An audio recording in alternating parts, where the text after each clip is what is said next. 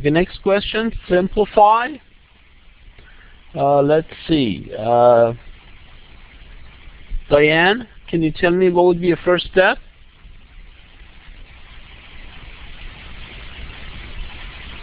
I would make 1 and 522.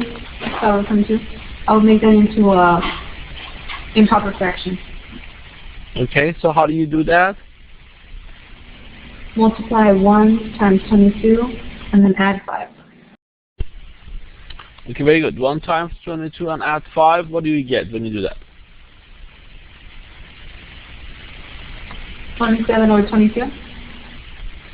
Very good. You get 27 over 22. And then the first one, I'll leave it as is. So remember, when you multiply or divide, you change everything to improper fraction, like this. So what would be the next step?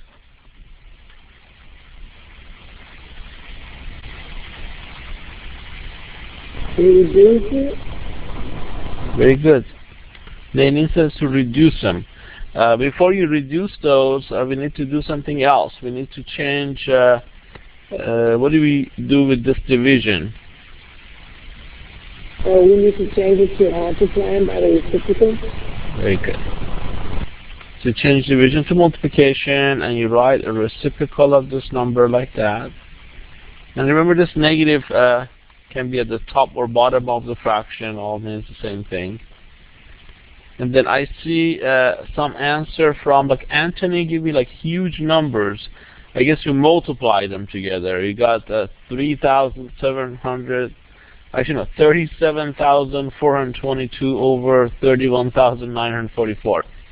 So the next step would be to simplify so we don't get this huge number, Anthony. Do you see that? So we need to reduce. So here we have 21 at the top of the fraction, 27 at the top of the fraction, minus 66 over 66, 22, and 22 at the bottom of the fraction. So you can reduce any number at the top of the fraction with any number at the bottom of the fraction. So let's go back to Diane. Diane, which one are you going to reduce now? Okay, what's the most obvious one to reduce? The 66, right? Yeah. 66 is exactly the same, so it turns to minus 1 here, this turns to 1. Okay, that's all gone. So now we're going to see if you can reduce anything else. If anything else is reducible,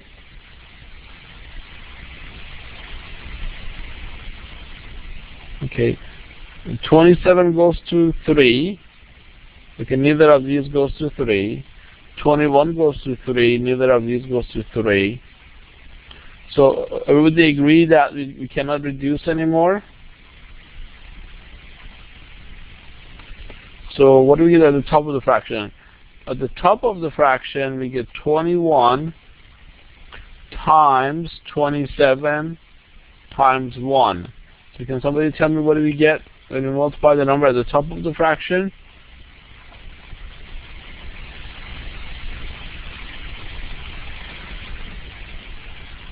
You can type your answer. 567. Minus 567. Very good. And how about at the bottom of the fraction? 22 square, or 22 times 22. What do we get when we do that?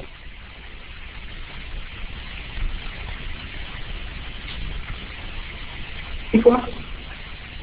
484. Okay, and we cannot reduce this. That's our final answer. Is this number larger than 1 or smaller than 1? Larger. Okay, so it is larger than 1, so it means if I divide here, I can change this to the mixed number. That would be a good practice. How do you change this to the mixed number? We make a long division, right? You have to divide the 484 into the negative 567. Let's do that. 484 divided into 567. So that was one time, right? What's the remainder? 83, negative 83.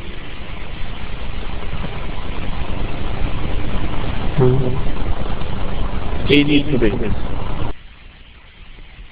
Okay, so the whole thing we can write as 183 over 484.